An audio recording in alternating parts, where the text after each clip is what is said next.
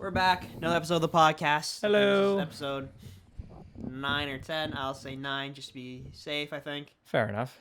Yeah. So it's been a week. I started school already. Yep. Kind of sucks. I already have a paper due Haha. next Friday. Have fun. Yeah, it's a linguistics class, so I'm learning about language. But it helps for learning more about how to write characters, I would say. Yeah. Funny enough, because when you think about language, right? Mm-hmm. You have to think about how would this person from this cultural background say this, Right. because when you're bilingual, right, you'll think about how to describe an object in one language, but then in order to transfer the other language, you're just running through your head how to do multiple things at the same time. So it's sort of like running through a math equation sometimes. That makes sense. Yeah. No, I get it. Trying to find the right system to work it and trying to Yeah. figure out how to write each character. I get it.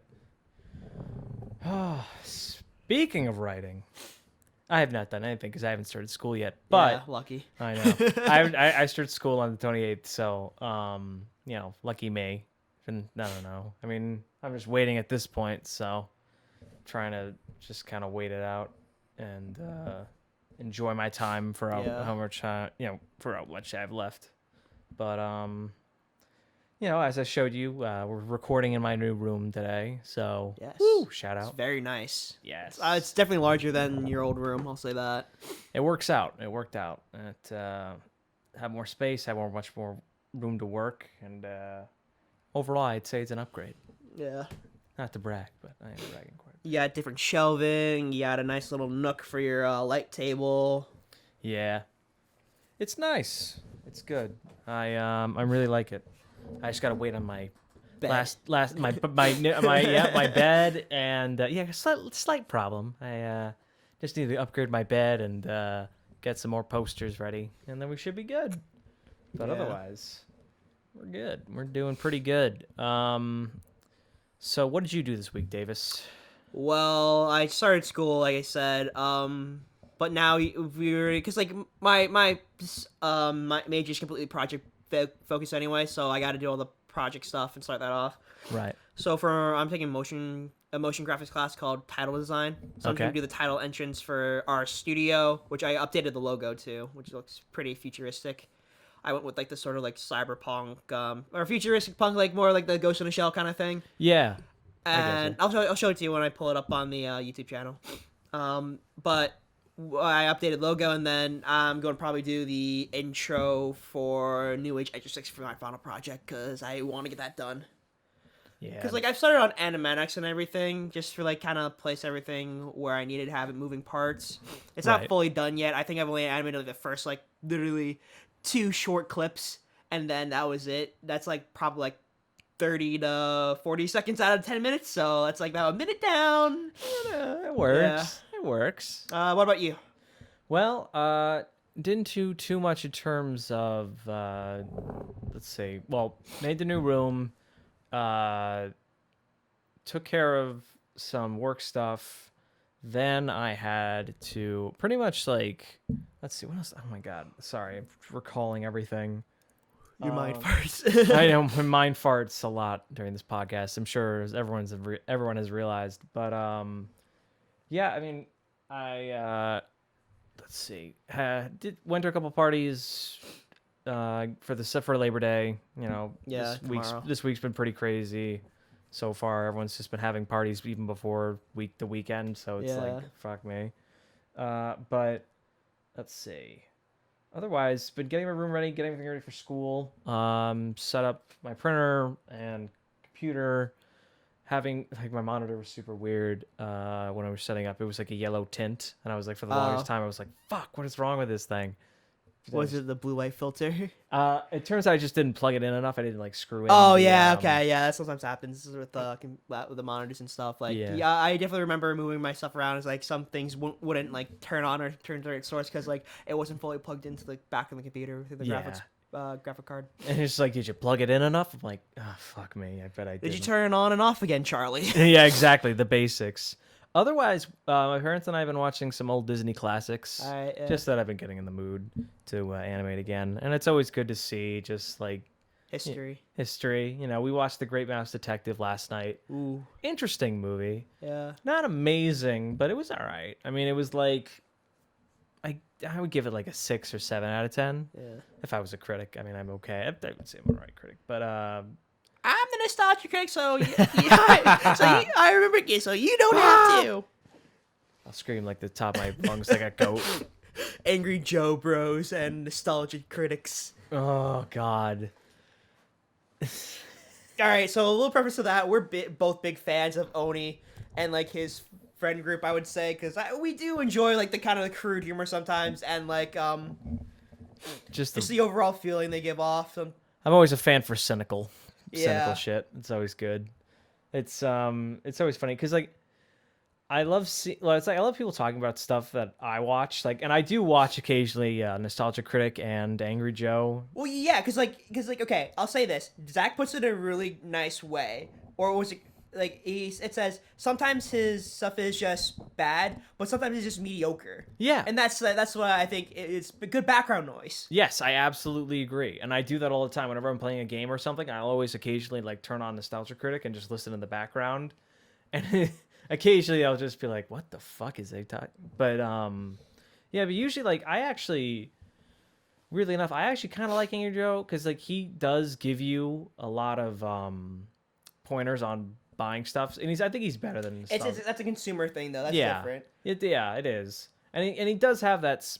I will say he is consistent, which I do appreciate. Like, you know what he's gonna say, and you know what he prefers, so I understand that. You're just doing for the enjoyment factor, entertainment factor at that point. I do, and I mean, and it's like, and I have learned a lot about the gaming industry from his channel, weirdly enough, but yeah, no, I mean, I get it. I understand why people don't like him as much, but it's just like for me, it's like I grew up with the guy, so it's like I kind of understand. It's like one of those things where you watch as a kid and you kind of enjoy it overall. Yeah, it's just like it's a familiarity. You know, it's like, oh, a new game came out. I don't know what Joe thinks, and you just like you see the review and you're like, oh, he thinks it should have this, this, and this. Yeah. But then you kind of argue. It's like we hear it from other people's perspectives, and it's like, well, I mean, I feel like that would be too much on the developer, or it doesn't fit the game. It's hard. Okay, I'll say this because like I've seen game development like on the indie level kind of stuff because I work with Firebug Studios, which is one of my friends' gaming company. They basically make indie games. So one of the games I did media consultation on was Rubicon. It's it's basically a first-person shooter inside like a twisting cube, right? So there's 6 of them. So like it's like one of those puzzle cubes, right? So like it'll just twist and turn when you when the game starts. So like that. So I was working on that with them, and the game development is really hard, and to set everything up and to create assets, to create everything, especially for larger scale games, it is extremely hard for what it's worth. And in order to push that, to find it kind of fit like this sort of like marketability of like time over money, you know? Yeah. As long as because game development, if it takes more time, you're going to spend more money on it, no matter what. Mm-hmm. Because that's just how hand in hand goes. Is like the more time you spend on it, the more money you need. Right. So it's one of those things where it's like you shouldn't be making games for that long of a time. Yeah. And then try to sell it. You should be kind of keep it consistent, saying, "Hey, this is what it is, and we're gonna keep working on it as long as like you guys are invested inside of it." You know? Yeah. And I find that game development for me is always a bit of a gamble because it's like it depends. Like if you're making a big AAA game, it's sort of like an investment, you know? It's like you're gonna make it for X amount of time. You're gonna plan for that, obviously. Yeah. But if it's a game where it's like a new IP, you know, it's gonna be a bit risky because you don't know. It's harder to sell. It's gonna be hard. Yeah, you're not gonna know who's. No one knows about it. No one really understands it. So it's like marketing is gonna come into effect, and that's gonna cost money. Yeah. And then you gotta, make some pretty cinematics, and that's gonna cost money. On top of the fact that you're diverting personnel from like other well-known titles that could also draw money easy, like FIFA or something like that. EA. But then again, it also brings a bit of excitement. It's like, ooh, a new series. IP, something new. Yeah, it's not old enough to be like, oh, they're just rehashing this again, or like, you know, that kind of stuff. Madden 20. Madden, what was it? Madden 21? Yeah, it's Madden 20. Did you ever see that Instagram reel thing where it's like NBA 2K21 ripped off NBA 2K20, and that ripped off 2K19. They are all the same game. It is basically. Yeah, It's all just the updates. sports. It's just an updated patch. That's it. And you know the game, like a game is done super bad when the mass media and people who don't even know what the game is start talking about it.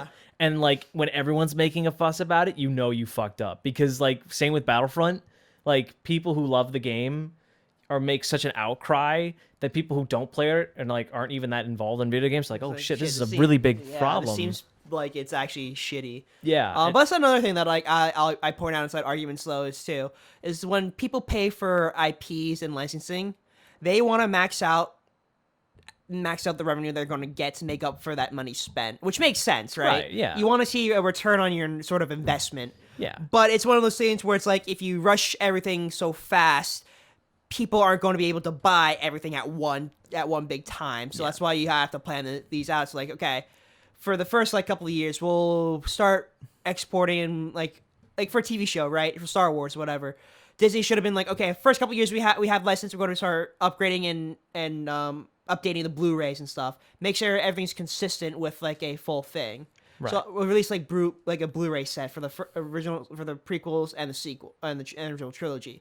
Then focus on your next big movie budget, because that's what you're gonna spend a lot more money on. It'd be good to have the sort of revenue from the first Blu-rays to help that out, you know? Yeah. No, I get it. I just think that, sorry. I just think that when you sort of when you have a franchise series, you have to have some like consistent level. You have to know like what you should have in each game for each title, you know, in the series.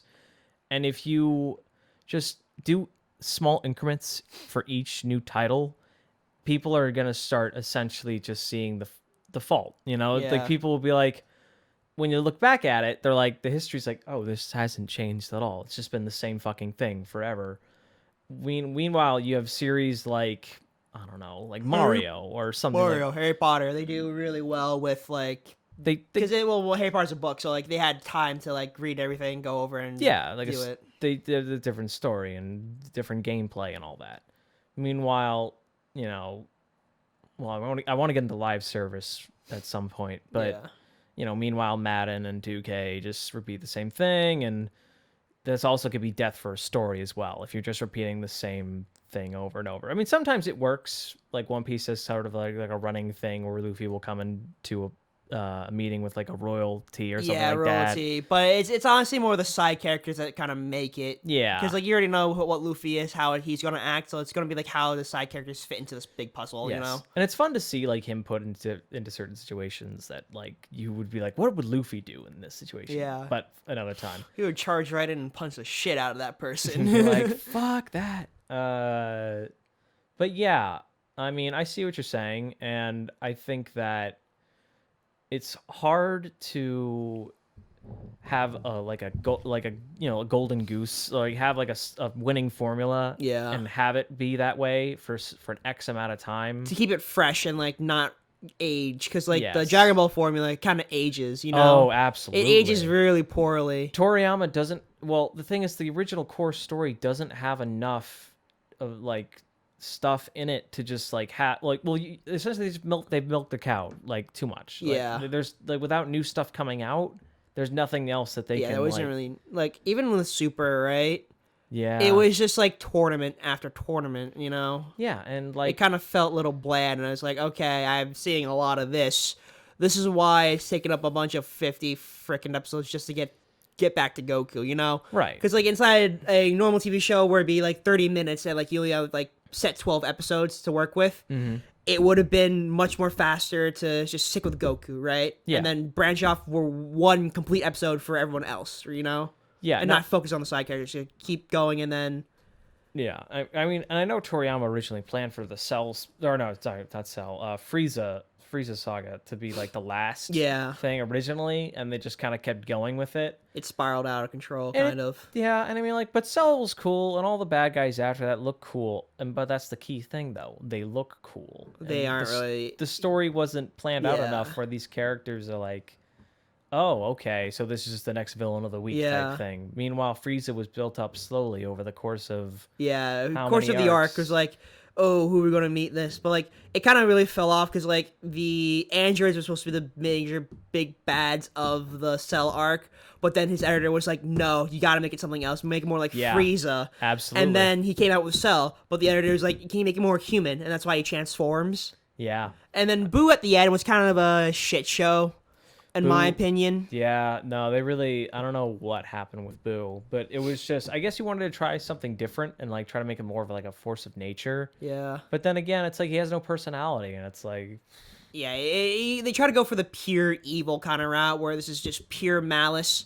yeah. And the only reason why is because that Supreme Kai is inside of Majin Buu. Yeah. To... And you know what it is, though? I feel like doing a new kind of villain for Dragon Ball is really hard because all the previous villains of Dragon Ball are always cocky, snooty, like bastards. But that's what we love. We love the cockiness. You like the underdog fight of like Goku coming out on top, even though he's in a winning But when position. Goku like wins for the 50th time, you're like, all right, well, there's no point, you know? Exactly. I want to see Goku lose. Unironically, I want to see Vegeta actually win, and he does. And he is technically winning in this other Super manga. Yeah. But it's not getting animated, so who cares? Yeah, no, and plus Goku does lose a bunch in Super, but it's he bounces back, and that's the thing. Yeah, it's like it's not that big of a deal. It's not as like it doesn't hurt him as much as it does Vegeta, because Vegeta for him it's like I fucking lost again. Exactly. He takes it as a personal hit to his pride. It hurts his pride, right? But Goku's just like, all right, whatever, it's fine. And that's like he has to be like that because he's the main character and he has everything figured out. But once your main character has everything figured out, there's no tension left. There's no I think that's what I kind of like about the Yu-Gi-Oh ending though, is because like because Atem had to lose in order to move on, right? Yeah. Because like that's the biggest thing. He was so focused on winning in the beginning of it's one of those things where it's like, oh, you have to lose to like your best friend in order to move on with your life, and that's kind of the harder part on both ends because you got to deal with the one side of like, oh, he needs to go because he did his mission and his job is done, and then you have the Yuki side where it's like it's been not that long of a time, and then we're still learning a bit more about him because we just literally learned his name in the last volumes of the manga, and it's just like, yep, it's time to go. It's sad, but it's that kind of ending though is really nice because it's something that it's built up over time, and it's like fight yourself, And yeah, and that's what a lot of times Yu-Gi-Oh does come down to. It comes down to the best friends fighting, because inside Zexal, I believe they have because it's the same thing where like the main character has his like spirit guide. Yeah. So Yuma fights Astral at the end, but it's revealed like, psych, I just wanted you to make sure like you remember to have fun while dueling, and that's a fine message in itself. It's just kind of like shitty to bring up that plot point of like his kind of like behind the scenes goal was to do this, but it's actually this. Yeah. 5Ds was literally a sort of hero against the world kind of thing. Like present versus future, which is super weird. It's a weird one. It never made sense fully in my mind because like he came back in time and then took over like the council or whatever. I will say it has some of the coolest character designs, but it's a very weird story. Yeah. And a very like, I mean, the bikes thing is cool, but it's just like, what? But then you get to Arc 5 and then the story's just kind of all over the place, but like it's more enjoyable because like you follow a lot more characters. Yeah. Sometimes like, I watch the sub of it because like that's what I really want to watch, because the sub is way better than the dub in my opinion. Yeah. Because like I think we should watch the first 2 episodes on Amazon Prime, because like it is kind of trash, but it's kind of hot, like that funny trash though. Garbage. Yeah, yes. But like at the end of that one, it's like, oh, like he's just trying to like find his own way of doing, which I think is kind of better because it's kind of more of a Seto Kaiba versus Yugi kind of thing going on. There's a rival to him. And I really think I enjoy that more than having like, oh, it's just you fighting your own inner demons kind of thing. Yeah, and I also like the fact that when it comes to rival stories, I like it when the rival's not like super edgy. I like it. It's just like he's like I don't know how I say this. I like I like it when the rival doesn't take it too seriously. That it's like, oh, I'm just gonna fucking hate you Yeah. forever, like Sasuke. When it's like a good example would be Asta and Yuno in Black Clover. Yeah, it's one of those. It's one of those budding rivalries, which is like they like each other because like they want to become better. They have the same goal, but they want to be better than each other. Yeah, and they're there's not no real hate within that relationship. No, there's nothing like, and like if it comes down to it, they'll both help each other out, no problem. Yeah.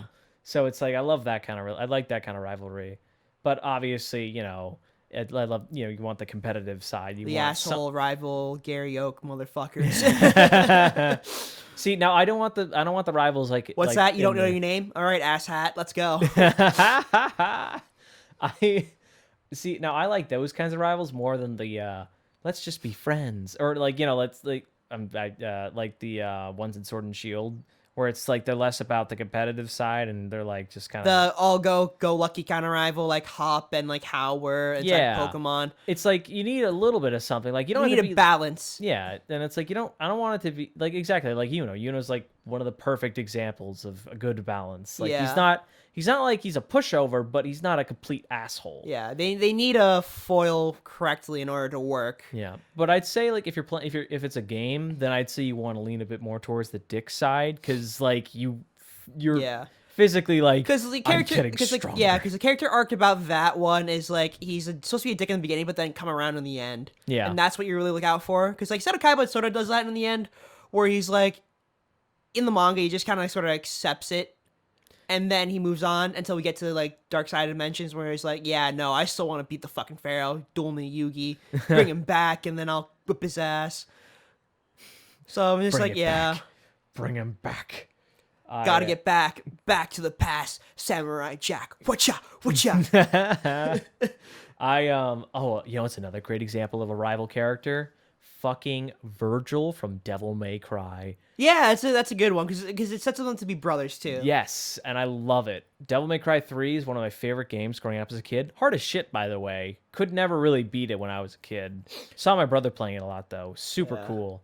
But I always saw Virgil as like, whoa, this fucking guy's a kick-ass person. Yeah. I want to see more of this dude. And he's always one like when you fight him, he's challenging. Like he's challenging as fuck. Like he's one of the hardest people to fight. I've seen gameplay of this.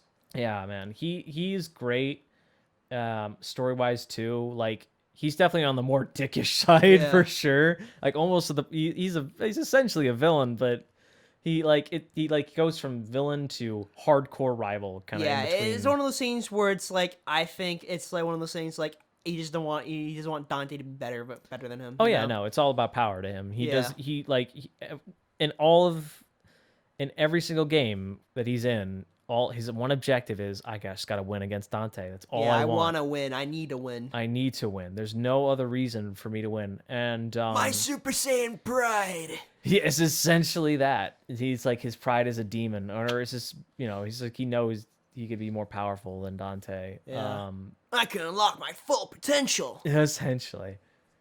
But if you want to see more of Devil May Cry, shout out to Pat and Wooly from Super Best Friends. That you can't say that anymore. They're not best friends anymore. Don't they do Super Castle Beast or? I don't know. They do something else.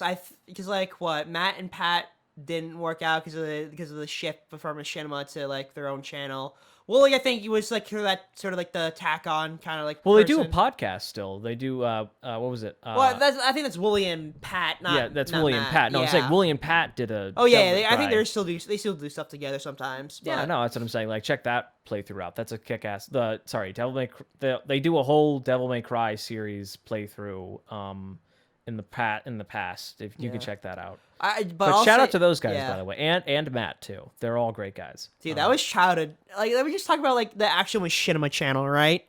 So back in the early 2000s to like 2013, so Machinima was probably the hottest place to like actually get your content shown. Yeah. But it was apparently a fucking shit show because like the CEO, I think, of the company was involved with that college scandal where they paid whatever amount of money to get kids into college. Oh dear. And it was funny. It's kind of funny to see this karma come back at him. But like there were a lot of times like the Funhouse, Ricky and Elliot from ETC, a lot of like inside. Not really. Rooster Teeth? No, Rooster Teeth was not Machinima. They were their own little factor. Right. But Super Best Friends plays, Sandy Not Included, which had Lyle and Dexter. The Master Chief, RB and Chief, that like a lot of stuff were really cool, like story and content wise.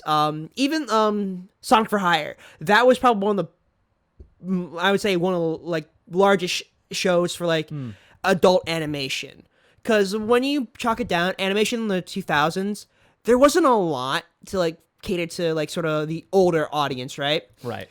So what I think a lot of the smarter idea was the guys just took things that adults like have fond memories of and liked and just put a new spin on it for a mature audience. That's why like RB and Chief did well, Saturday Not Included, like with the Machinima, all that kind of stuff. It did well because it knew a target audience because it was basically written by them for them because like that's what they're going for. Right. Exactly.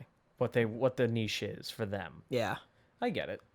And I fuck. There's so many things you listed. I just love all that stuff. And I actually didn't know about that. That's fun. That's interesting that you told me about that. Yeah. So much things you don't know about the internet. But then again, I've existed here for so long. But I'm not. I think Lyle transferred over to Oni Plays, and then he has a show on Destructoid, which I really enjoy. It's called Pregame Discharge. Okay. So look that up when you have the chance. That's probably my favorite like sort of web series like on YouTube for like a sort of news type of show. Inside Gaming came back. The Rooster Teeth, I would say, bought the rights again. I think I think they're part. Yeah, they went because they brought it back. I remember watching the first live stream of like them actually like going over like past content, which is kind of funny. Yeah, but I kind of miss Lawrence, Bruce, and like Adam and James together. Yeah. That sucks when they left. Well, like Bruce left, Lawrence left. Because I think it was Lawrence who left first, right? Yeah. Then Bruce left to do his like do stream. Twitch. Yeah.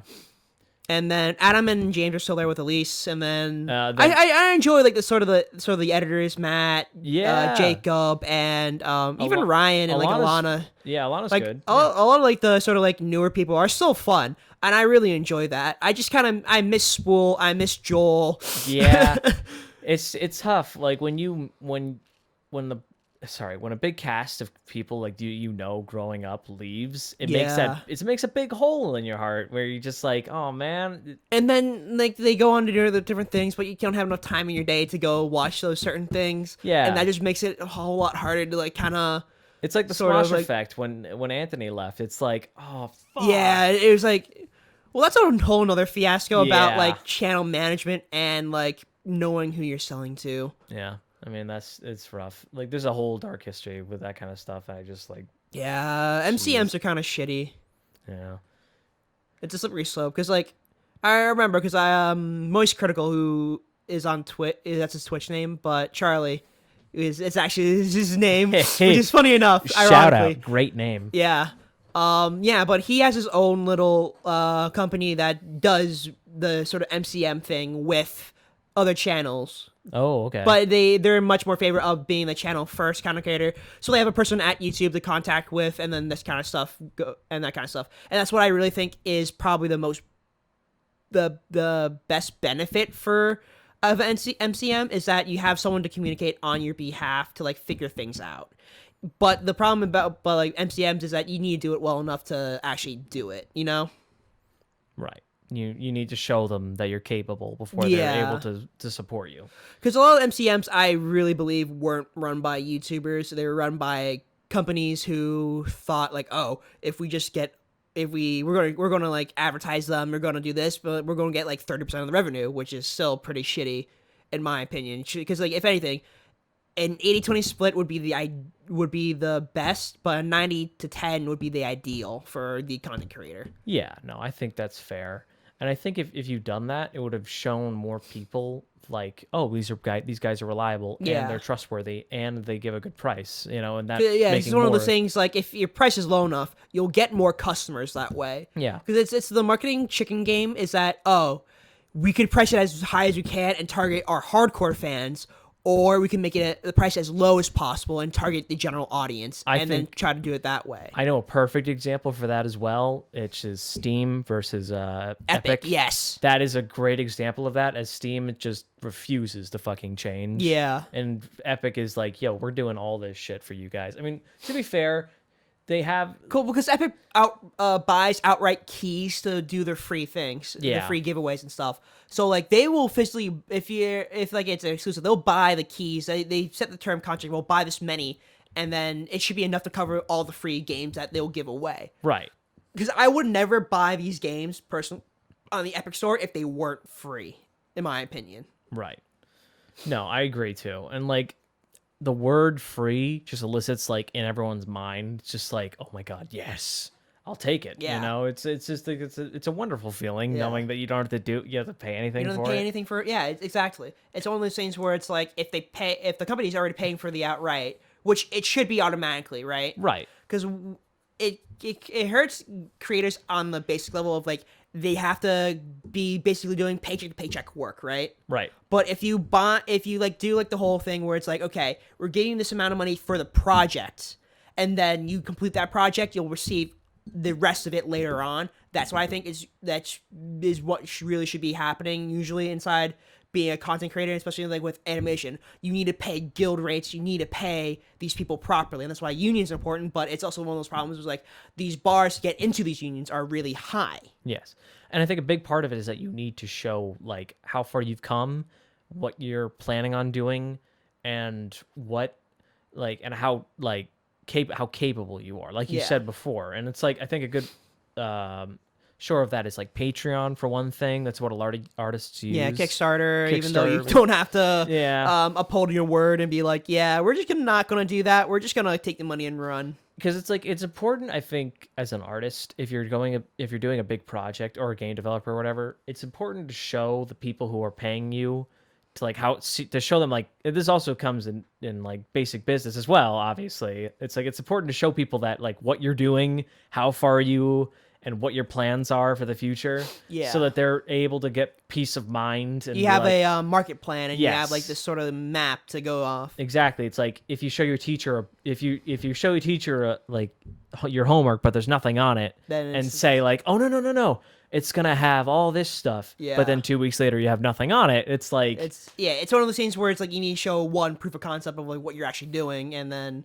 two carry on that proof of concept. Even it could be anything at that point, because like it does take time to produce like film and animation. It's no doubt, and especially during these hard times where it's like you have to deal with COVID and like all these guidelines, like you can't be close to certain people, that kind of stuff, and then you're bringing in people from like who have lives outside of their own job, gaffers, best boys, directors, cinematographers, and like even the PAs. They are coming in from somewhere you don't know, and you don't want to take that risk of bringing them in to infect other people. Yeah. 'Cause that's how it's going to spiral out of control, really. Right. And it's hard because you need to have that one grand vision, and you need to have a solid plan for one, good talent. Well, you just need people to be able to help you create it. Yeah. And then I think the best projects are done over a long span of time. Obviously, the more time you have on something, the more time you're able to work on it and improve it. But sometimes that can work to your detriment, where it's like you get too much outside information and then it kind of corrupts everything. It's one of those things where the too many cooks spoil the soup. Yes. Yeah. And it's, and I think, it's important to listen to the fans, obviously, because these are the people who are buying it from you. But at a certain point, you kind of want to just be like, all right, but this is what I want to do. This is my specific vision, and this is how I want to take it. It's one of those things where it's like, you need to know who you're selling this to, and then how do you include your own vision into it, Yeah. But I also feel like one of the most annoying things for me is when someone comes out with a half-baked game or definitely something like that. No Man's Sky, literally, because like it's one of those things where I think it goes the internet historian route, where he says the game built up too much hype to be what it's worth. Yeah. Because I really think for what it was worth, that game should have come out at 30. Then like once you like update everything, you sell the complete edition, you know? Yeah. Because it was not ready for for the time being. And that's what also like annoys me about other live service games. It's like you're paying for essentially a work in progress game. You're paying for a full price for a beta or it's one of those things where it's like if you're paying for early access, the thing for early access shouldn't be that much. And the worst thing is that if you don't have enough faith in it or people don't have enough faith in it and don't pay enough, that they're like their whole thing like, oh, we're gonna do it later becomes, oh, we're just not gonna do it at all because you didn't support us enough. It's like, what? It's like, come on, dude. You gotta like, make the full game. You can't just be like, oh, I expected to play online with my friends. I wanted to build space stations. I wanted to build my own spaceship. It's like if you're telling, like another, going back to the teacher analogy, it's like if you tell a teacher like, oh, you didn't give me an A, so I'm just not gonna do the work. I'm not gonna try. Exactly. It's like, no, you have to show them you're the one that has to do it, not us. You know, you're the one. Yeah, it's just that's what I like about college because like it's up to you. Everything you do in college is up to you. So whatever you do, it's on you. It's not on the teacher. It's not anyone. Unless the teacher just doesn't do anything. That's a different story. Yeah, that is a different story. If the teacher's not willing to help you out enough, there's the difference between a teacher not teaching the material versus you not caring about that material. Yeah, and and that's another good metaphor for a game. I could go on all these metaphors. Like, say for instance, a team's not invested in the project. Yeah, it becomes a lot harder to. Well, that's what Steam does. Steam doesn't work on anything unless people want to work on it, right? Yeah, exactly. And that's why you only have Portals 1 and 2 and Half-Life 1 and 2, and then you have Alex. That's it. Yeah. No one want to work on Half-Life 3, and that's why it never came out. Right.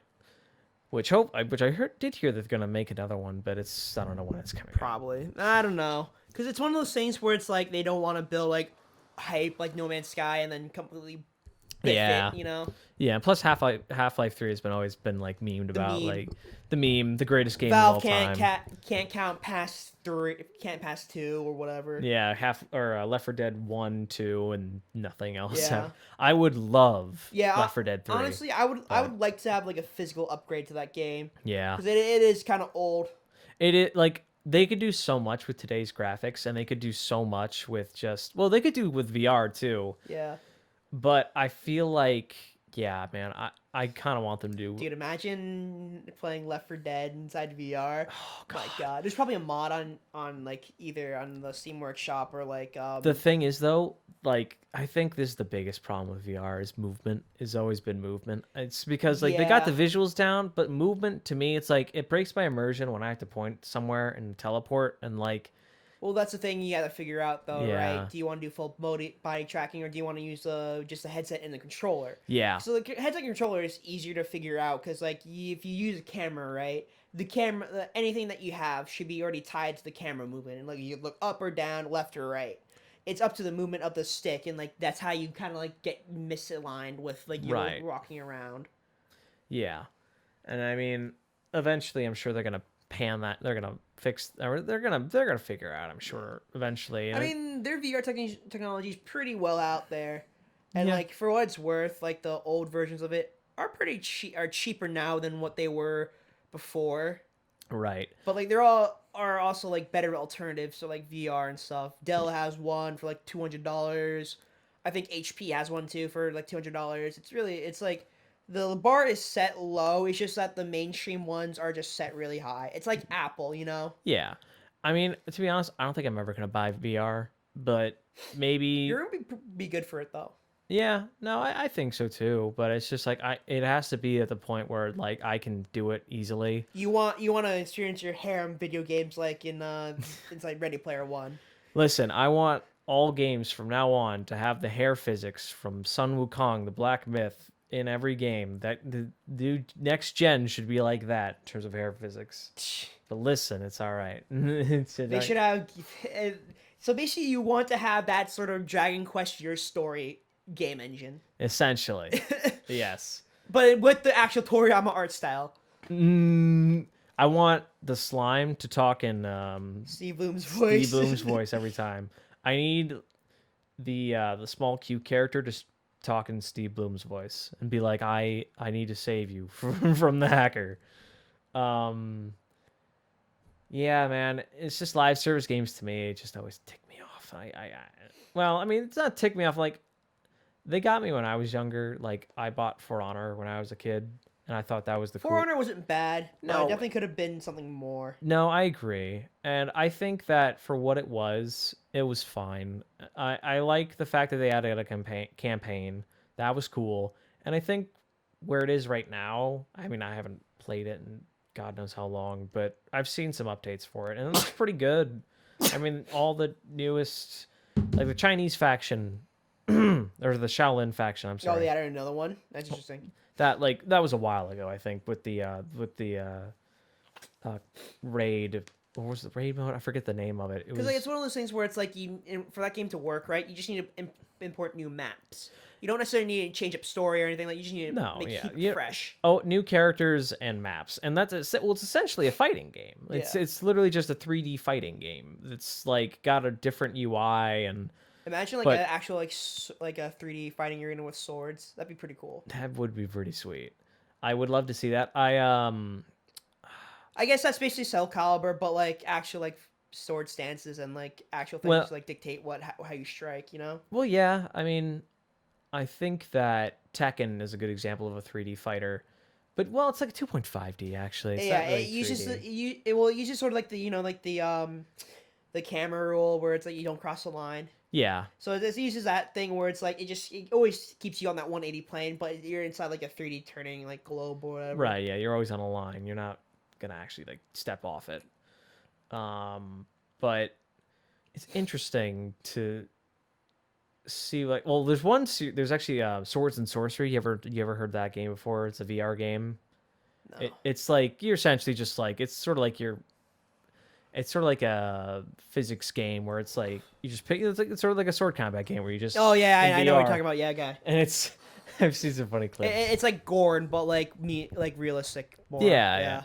I would love to see like a Skyrim game like that, but then again, it would Skyrim does have VR, but yeah, it would kind of break it though. Like to be fair, if there was like if it did it like that, but you have to engineer your whole game around VR to do that. Yeah. Like Alex, and Alex is a great like. Honestly, Alex, I think is like amazing. It's probably the best. It's one VR of the game. better games revolving around the VR mechanics. I would say. Yeah, it's an interesting choice that they went with that, but I definitely think that in the long run, it'll be looked back as like one of the top titles in VR. I think. Yeah. Because it's just so interesting and such an in-depth mechanics wise for it. Hey, what? You want to talk about The Boys? Oh yeah, we talk about The Boys. So we watched the second season of The Boys today. First 3 episodes. Really interesting. Oh boy, very good, very good. I'm very happy with what I've seen. I watched the first episode before we watched it. Yeah. So I remembered that, but then I hadn't watched the second and third. And boy, howdy, does a lot happen in these 3 episodes. Like holy shit. I was like, okay. I mean, they're about an hour each, so like they're 3 hours long. Yeah, true. And I love like how they're paced as well. It's like it can slow a bit, and you kind of like when the story switches to another character, you're just like, come on, go back to the actual cool stuff. But then it's like that also gets interesting, and it's like everything that is involved is really cool, and it's all building up to something. So it's like I'm all in for it. But I think these 3 episodes have some more of the disturbing stuff, more disturbing stuff than in the first season in my opinion. Yeah, the production budget for this was like, I would say 5 times bigger. Yeah. Dude, every time Homelander is on the screen, I kind of reel back a bit because I know something fucked is gonna happen. Yeah, something's happening. Dude, like the scene, I don't really want to spoil it, but I kind of want to spoil it. Spoiler warning. It's a big spoiler warning coming up. But the part where he throws his son off the fucking roof, I'm like, what the fuck? And like, it's such a real thing. It looked real. Well, because it's one of those things where it's like, do you actually believe that it's his son? Yes, yeah, exactly. This is the moment where you think like, are you absolutely sure? And then when he wakes up, it's like, okay, all right. Yeah, he wakes up and then she glows laser eyes and then. Right, because actually, what's interesting in the first season, last episode, he touches his son, and he's like, "You're my son." The eyes glow, but you don't really know for sure if it's just a reflection of his or if it's actually his son's. So it's like, Yeah, so that's another thing I'm really hoping to figure out this season, because my spoiler alert, my kind of like theory is that because like they say like, oh, the compound V or whatever is released to the public, right? So Yeah. like how does Von say that, oh no, that's just fake, and then here's like the actual proof, and then here's and then I guarantee they're gonna get the kid to like show his superpowers and like, oh yeah, this is Homelander's son. Well, I argue that the cat's already out of the bag, and I think that everyone now knows definitively that heroes are made. But I think it's just like, oh wait, no, you're right. Because they didn't dis- they didn't Because Von flat denied, out yeah, say because Von denied the fact that they did not know what Compound V was, right. supposedly, You're right. Yeah. and they're gonna launch an investigation on it. So Right, and then you think they're gonna bring out okay. they're gonna bring out the kid as like a prime example. Like, no, superheroes can't be born genetically. Just look at the kid and Yeah, you're right. and That Homelander. definitely could work. Because I definitely see that. I could definitely see that happening. And like I think it'd be good for them. It's just to pin all the blame on the boys. Yeah. As like the terrorist group, as like they're the ones that did it. Yeah. You know. But then you have to explain like, okay, then why did Butcher kill Madam Stillwell, or what's her name? Because they already still like they already say kind of out the bag like Madam Stillwell was supposed to like was a part of the rogue scientists to release it.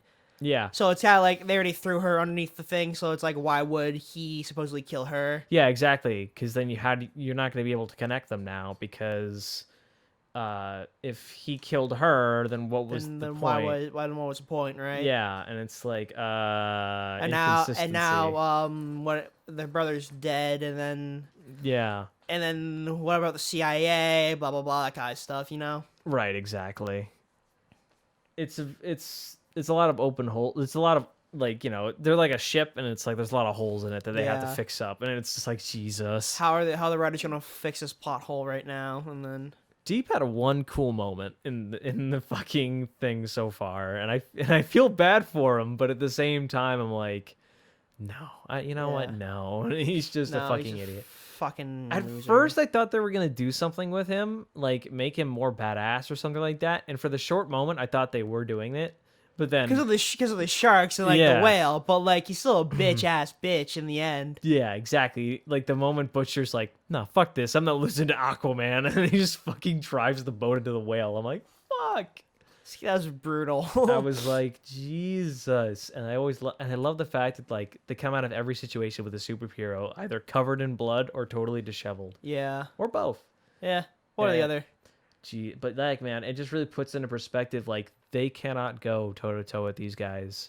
I mean, some of them sure, but the 7, no way. No way. Because they're fucked. They'd be fucked. I mean, they're humans. They're like they can't do anything against these guys until they find like some kind of way of like a kryptonite or something to get rid of Compound V inside their blood or whatever. Yeah. Well, this is a little bit of a spoiler, but I heard, I'm not going to say it. I mean, it's probably not going to be even the same thing, but like, I'm not going to spoil it. Fuck it. Nah, it's fine.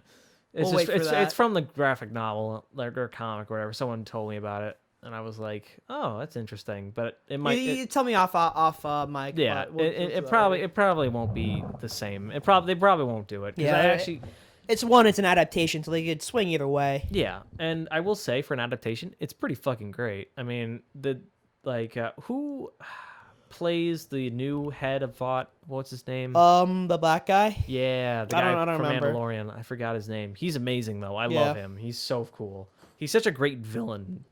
He's such a fun actor as a villain. Yeah. But he's got that calm demeanor. He's also going to be in Far Cry 6, I believe. Is he? Yeah, he's the new villain for Far Cry 6. What's that one going to be? Because I remember Far Cry 5 was the one about the crazy religious cult. This one's going to be set in Colombia, and I believe the story revolves around El Presidente, who's the main villain, who the guy plays as, and he's like the dictator. Oh, so it's just topple over dictatorships. Yeah, it's back to the old formula, I think, for them. But Yeah, because 4 was in the Alps with the crazy Asian guy. yeah, he's got a lot of fucking work, dude. He's like killing it with modern television Yeah. shows and games. Like it's Yeah. Oh, did you watch Fate Apocrypha yet? no, We should watch that after the podcast. we should. Because, like, the first... Alright, so this starts kind of slow, but, like, when you get to it, you get to it, like, actually. Nice. I've been reading Witchcraft Works. You ever read that? Sounds familiar. It's like a small, normal guy and beautiful, like, idol of the school, like, tall chick. Oh, yeah, I know what you're talking about, yeah. Interesting. I mean, it's not bad. It's I love the art style. Like really, like Yeah. reading it. It's like whoa, it's really cool. A lot of stuff going on. Yeah, I've been binging my slice of life rom-coms. I've been reading one that's rated like one of the highest on manga decks right now. Oh really? Yeah, it's really cute. Honestly, it's really one of the probably the best series overall, in my opinion, that deserves an anime adaptation. But like, it's still like up there with like it's under. I would say, in like large circles, it's like unknown, but within like rom-com circles, it's like top of the top. Right. What's the name of it? Forget. Let me check my phone. We are fact checking right now. Yeah. But overall, otherwise, reading read the newest chapter for One Piece once again. Great series, love it, favorite. So My Hero's getting somewhere though. My Hero. Very surprised about that. very, very interested in what's going on right now. Black Clover is doing something pretty cool right now, though they're kind of just going. They're going, like they're getting it done. But yeah, I mean, My Hero, I'm not sure where it's gonna go. I hope that they leave itself open for new stuff, and it keeps going strong. But I'm sure someone is going to die. Not sure who. Definitely not going to be Deku, but Yeah. it's going to be somebody. It might have been. No. Okay, so the series is called Futari Ashita mo Solenari ni. What's the story about again? So basically, a slice of life comedy about Yuya and Rio, a young couple who's about 4 years his senior, who have just started living together. Huh. Yeah, it's really good. I highly recommend it if like you're actually into like rom-coms. Rom-com. Yeah. How long have you been going on the timer? Let's see. We are 53 minutes in. I think we could call it here. We're talking about Alright. that's a good podcast. We talked about the main stuff. All right. Thanks everybody for listening. Hope you guys have a wonderful Labor Day weekend so far. Keep it up, I guess. Enjoy it. I'll leave it to my friend Davis here to sign off. I think you already did that. Very good, Charlie. You did good, Charles. Listen, I don't get the chance to sign off these days. I want to make sure I'm doing it right. Thank you, Davis. I appreciate it. Yeah, so we'll see you later. Bye, guys.